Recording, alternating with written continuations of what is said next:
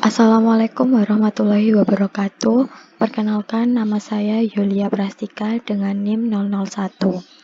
Jadi pada kesempatan hari ini saya akan menjelaskan hasil dari pembuatan rencana pelaksanaan layanan bimbingan dan konseling atau RPLBK yang berjumlah 1 halaman. Video ini saya buat dengan tujuan untuk memenuhi tugas akhir pada mata kuliah Manajemen Program BK. Baik, untuk mempersingkat waktu, saya akan langsung menjelaskan bagaimana cara saya membuat RPLBK ini. Jadi, RPLBK yang saya buat ini termasuk ke dalam bimbingan klasikal dengan sifat luring atau luar jaringan. Nah, RPLBK yang saya gunakan ini saya peruntukkan untuk semester genap pada tahun pelajaran 2020 sampai 2021. Lalu komponen layanan termasuk layanan dasar. Lalu bidang layanannya termasuk ke dalam bidang layanan pribadi. Nah, untuk RPLBK yang saya buat pada saat ini, untuk topik atau tema layanannya adalah meningkatkan rasa percaya diri. Lalu sasaran RPL ini saya peruntukkan untuk kelas 10 semester genap. Untuk alokasi waktu, saya gunakan 1 kali pertemuan dengan durasi waktu 40 menit. Baik, selanjutnya fungsi layanan.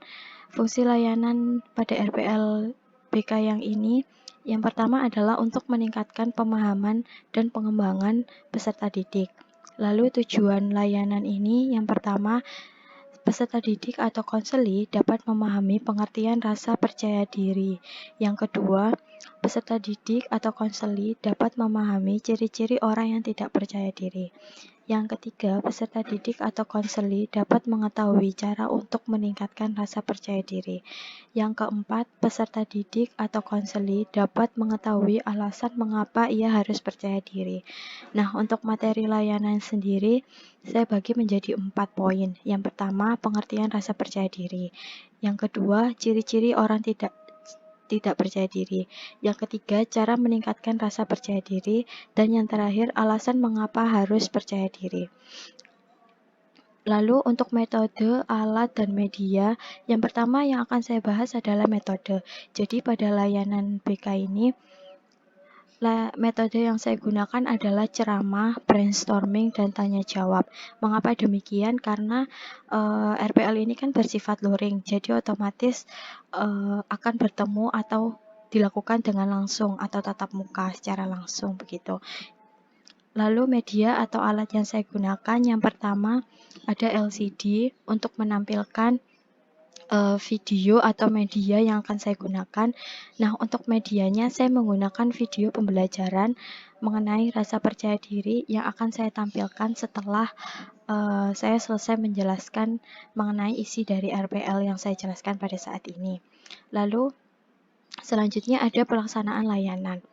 Nah, dalam pelaksanaan layanan saya membagi menjadi 3 tahapan. Yang pertama atau tahap awal atau pendahuluan.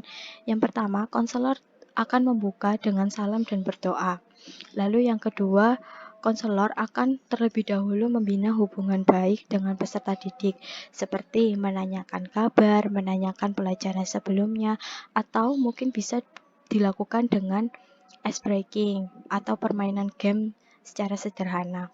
Lalu yang ketiga, konselor akan menyampaikan tujuan layanan yang akan dicapai. Dan yang keempat adalah menanyakan kesiapan peserta didik dan menanyakan apakah kegiatan tersebut bisa dilakukan atau bagaimana. Nah, untuk tahap yang kedua atau tahap inti, yang pertama guru BK atau konselor akan menayangkan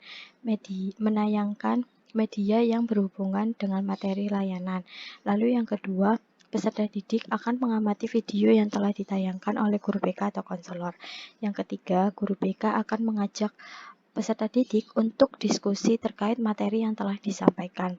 Nah, jika peserta didik di sini sudah mulai paham, maka guru BK atau konselor bisa memberikan tugas. Nah, untuk pemberian tugas ini itu biasanya tergantung dari guru BK. Biasanya bisa dilakukan, bisa diberikan atau tidak diberikan begitu. Lalu yang terakhir pada tahap inti adalah menunjuk salah satu peserta didik secara random untuk mempresentasikan hasil terkait tugas atau pemahaman yang telah didapat mengenai materi yang disampaikan. Nah, tahap yang ketiga atau tahap penutup, yang pertama, guru BK atau konselor akan mengajak peserta didik untuk membuat kesimpulan mengenai materi yang telah disampaikan. Lalu yang kedua, guru BK atau konselor akan memberikan penguatan dan rencana tindak lanjut.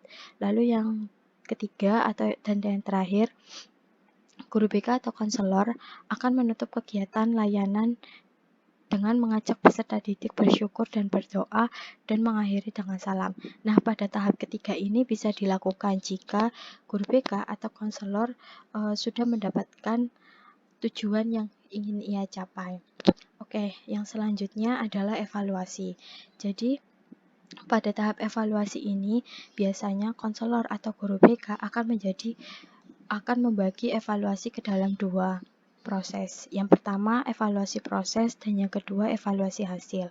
Untuk evaluasi proses, biasanya konselor atau guru BK akan memperhatikan proses layanan melalui refleksi hasil masing-masing peserta didik dan sikap serta antusiasme peserta didik selama mengikuti kegiatan layanan berlangsung. Lalu yang kedua, konselor atau guru BK akan melakukan evaluasi hasil. Nah, untuk evaluasi hasil ini dilakukan setelah mengikuti kegiatan klasikal. Nah, yang selanjutnya, tadi saya sempat menyinggung mengenai alat atau media. Di situ saya menjelaskan bahwa saya menggunakan media video pembelajaran mengenai rasa percaya diri. Untuk selanjutnya, saya akan menayangkan video media mengenai rasa percaya diri.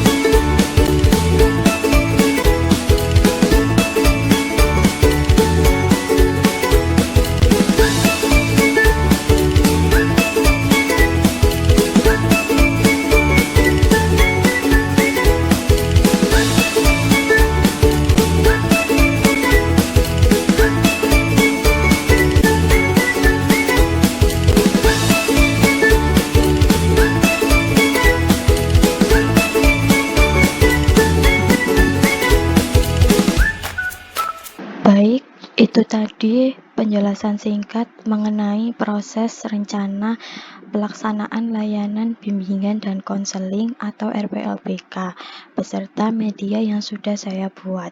Mohon maaf bila ada kesalahan informasi pada saat menyampaikan penjelasan.